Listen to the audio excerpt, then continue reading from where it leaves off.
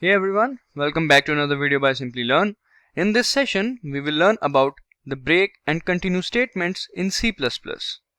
So before we jump in, make sure to subscribe to our channel and hit the bell icon to never miss an update from Simplilearn.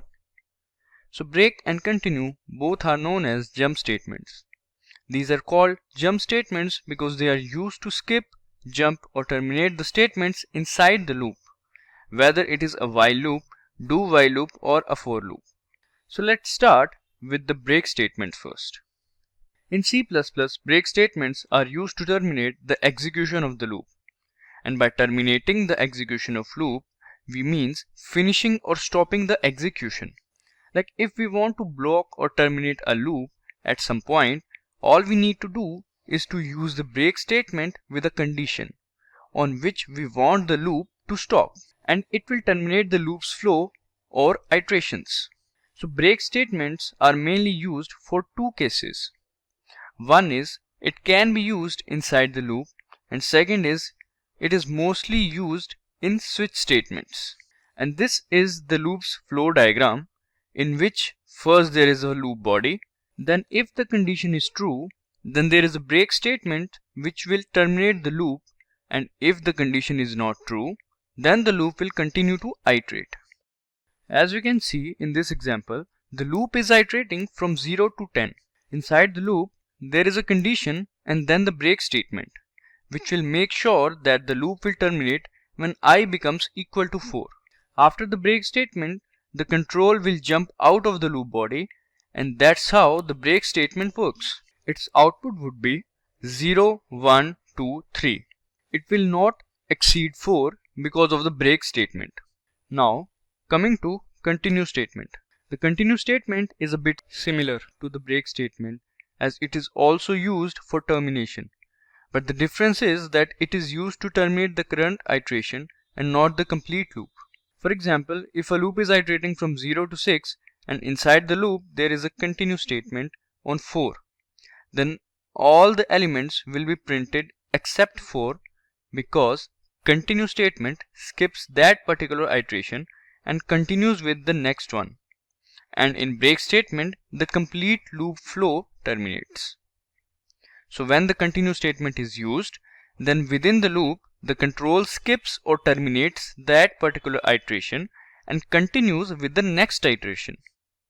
As you can see in this example, first loop body, then there is a condition. If that is true, then the continue statement will terminate and continues it with the next iteration. And if that is false, then control will go to the remaining part of the loop as always. Now in this example, we are using continue statement. Here the loop is iterating from 0 to 10. Inside the loop, there is a condition and then the continue statement, which will make sure that if the value of I becomes 4, then terminate that iteration and moves to the next iteration. After that, elements are getting printed with the help of cout function. Now its output would be 1, 2, 3, 5, 6, 7, 8, 9. It will not display 4 because of continue statements, as we know that the continue statement skip that particular iteration. So when we use I equals to 4, then it skips that particular iteration. If getting your learning started is half the battle, what if you could do that for free? Visit SkillUp by Simplilearn. Click on the link in the description to know more. Alright, so as we have covered the theoretical part, so now let's do some examples on break and continue statements in our code editor, that is VS Code. Alright, so let's create a new file and let's name it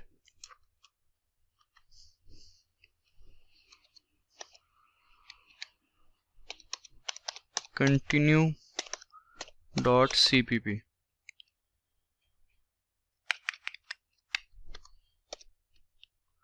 Alright, now let's save it. So now first of all we will include the header files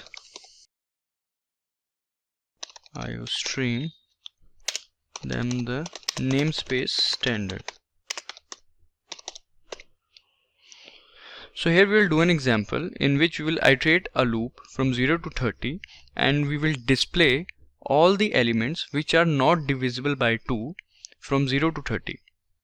And here we will use a while loop. So let's start. So first of all we will include the main function, and inside the main function we will declare a variable I. Now after that we will use a while loop and we'll write I less than 30. Now inside this while loop we will increment I++ because we want the loop to move forward, so that is why we are incrementing here. And now we will write the if statement, and inside the if statement we'll write a condition which will exclude all those elements which are divisible by 2. So we'll write I mod 2 0 equals to 0, then continue. Now here what we are doing is we are skipping or excluding all these elements which are divisible by 2.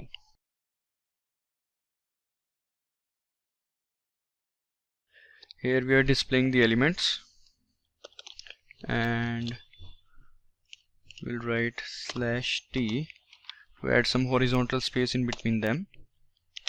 Then here write endl,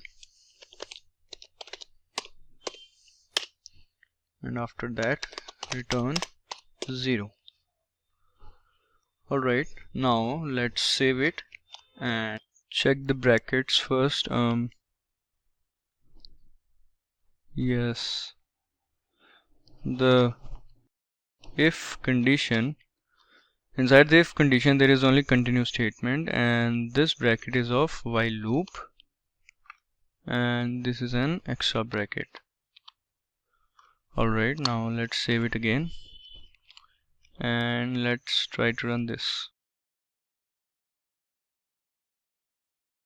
As you can see, 1, 3, 5, 7, 9, 11, 13, 15, 17, 19, 21, 23, 25, 27, 29. All of these are not divisible by 2. So we have skipped all those digits or numbers which are divisible by 2 with the help of this continue statement. Now let's do another example.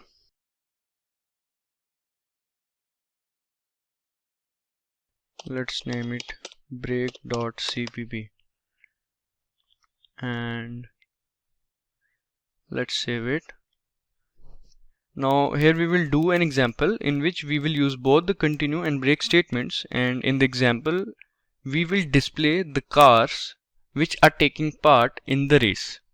So first of all let's include the header files. We'll start with #include iostream.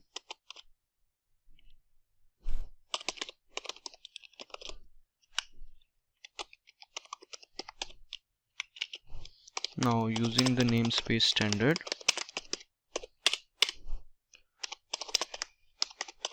now inside the main function, first of all we will declare a car variable. Let's say the variable name is car number.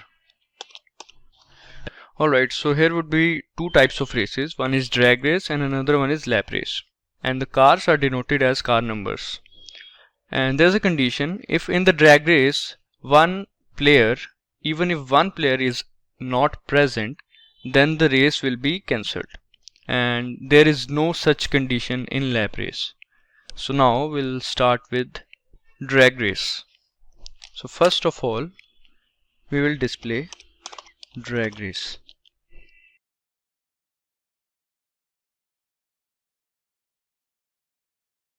Now using the for loop we will iterate the car numbers from 0 to 10, as there are total 10 cars.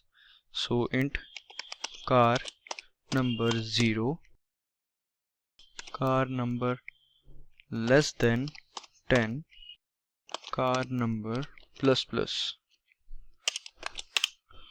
Alright, now inside this for loop we are using if condition. Like let's say if car number 4 is not attending the race, then we'll write car number 4, and inside the if condition we'll write break.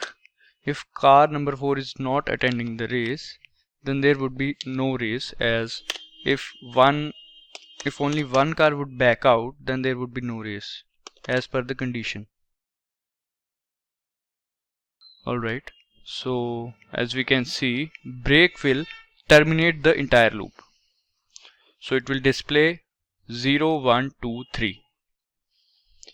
So it's the condition for the drag race. Now let's do for the lap race. Maintain some space, /n we'll use. Now we'll write lap race.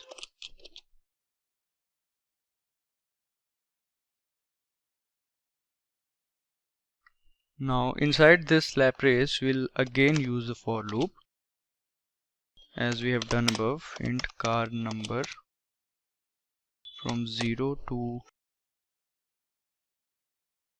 less than 10, car number plus plus. We forgot to write n over here. Now car number plus plus. Alright, now inside this for loop we'll use if statement and write the same condition, that is if car number is 4, then inside this we'll write continue, because we know in the lap race it is okay if 1 or 2 players skips the race won't stop, unlike the drag race. So simply we'll write the variable name car number and after that return 0.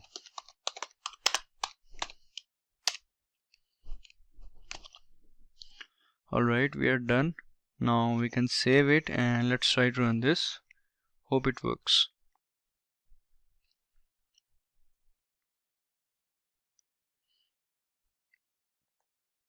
Alright, so there are some errors, so let's check.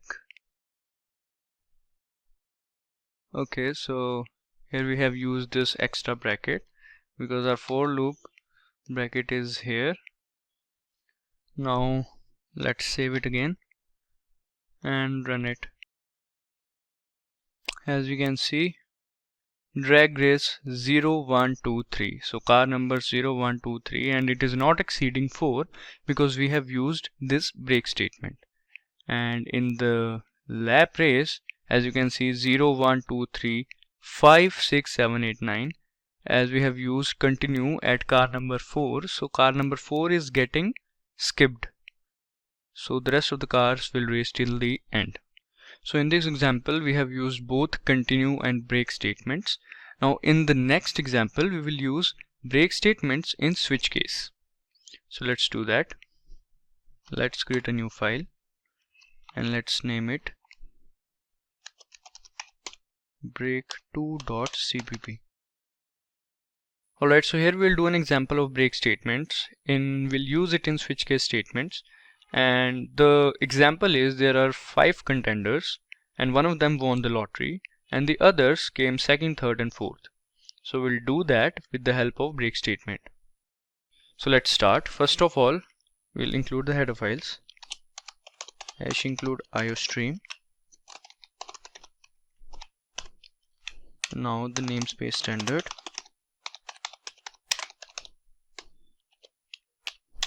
Now inside the main function, we'll write inside main int main, and inside this we'll declare a variable num equals 7. We are assigning 7 to it as of now. I'll tell you later. Now using the switch statement, inside the switch statement we will write the variable name num. Now after that, inside this switch statement we'll make the cases, as we know in switch how the switch statements work. We'll make the cases, like let's say the first case is case 4. So it means if the value of num is 4, then whatsoever we write inside this under this, that will be displayed if the value of num is 4. Alright, so we'll write lose, and after that end L. Alright, then we will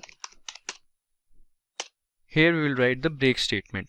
Here the break statement will stop the execution of the process. Alright, now after that, similarly we'll make another cases. Like let's say after this we'll make another case 6. Now in the case 6, the person came fourth, so there are prizes to others as well, but the first prize is won by num7 as of now. Now another case would be case 7. Now let's write 7, and we'll write here you won. Now after that, another case would be, let's say 1,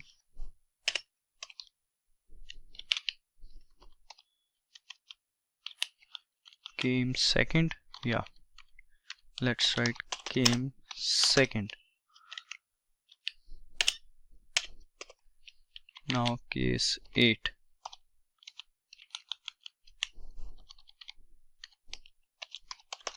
came third. So after each case, as we can say, as we have wrote the message you won, came second, came third, we are using break statement because we want to terminate the process. Because once the player has selected a number, then we don't want the player to select another number. We want the process to stop there. So that is why we have used the break statement over here. Now after that, let's write return 0. Alright, now return 0 and save it, and now let's try to run this.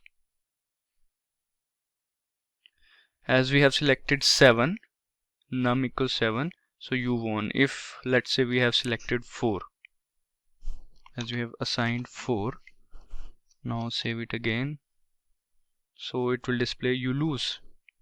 And if we write 6, save it, then it will display came fourth, as you can see. So this was another example of break statement in switch cases.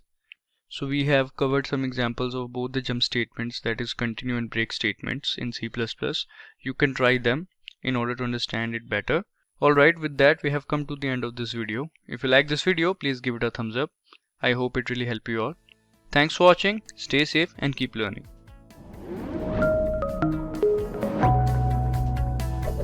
Hi there, if you like this video, subscribe to the Simplilearn YouTube channel and click here to watch similar videos. To nerd up and get certified, click here.